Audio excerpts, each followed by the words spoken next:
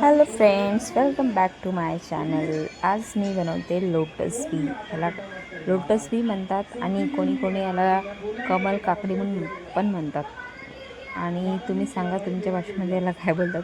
आपण याला स्वच्छ धुवून घेऊया मस्त, कारण की याच्यामध्ये खूप सारी माती असते. मी काही वेळ त्याला पाण्यात पण भिजत घालायला ठेवलं. तर चला आपण आता बनवूया. आता मी याला त्याचे वरचे साल काढून घेऊन, वरची साल काढायची आणि याला असं छोटं छोटं कट करायचं गोल गोल. आणि त्यानंतर बघू शकतो मी साल काढून घेतलेलं एकदम स्वच्छ, कारण खूप माती असते. स्वच्छ धुवून घ्यायचं.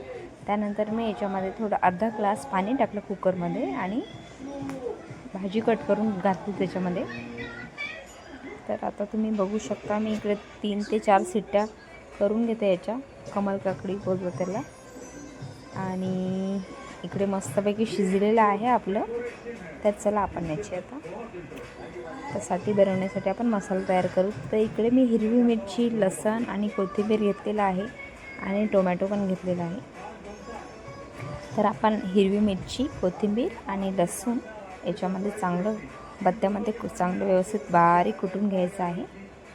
त्यानंतर आपण इथे मी कुटून घेते सुद्धा कढई ठेवलेली आहे. कढईवर मी थोडंसं तेल टाकते.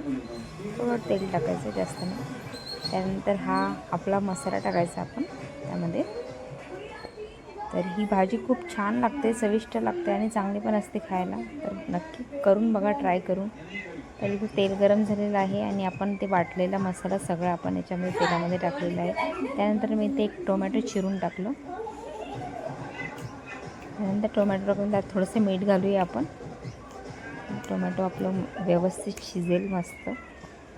तर इकडे व्यवस्थित मिक्स करून घेते. त्यानंतर आपण याच्यामध्ये टाकूया कमल काकडीची भाजी. तर इकडे मी कमल काकडीची भाजी टाकली, मस्त त्याला मिक्स केलं. आणि मिक्स केल्याच्या नंतर चांगलं 5 ते 10 मिनटं आपण त्याला हे करायचं आहे, झाकून ठेवायचं आहे. हे चांगला मसाला आपला शिजला पाहिजे. आणि तुम्ही नक्की करून बघा आणि मला सांगा कशी झाली भाजी आपली. So bye guys. आणि माझ्या चॅनलला लाईक आणि सबस्क्राईब करा. बघू शकता तुम्ही मी 5 मिनटाच्या नंतर 5 मिनटं झाकून ठेवलं आणि एकदम मस्त शिजून आपली भाजी एकदम मस्त झालेली आहे. तुम्ही पण बनवा आणि मला सांगा कशी वाटली तुम्हाला कमल काकडीची भाजी. Bye guys.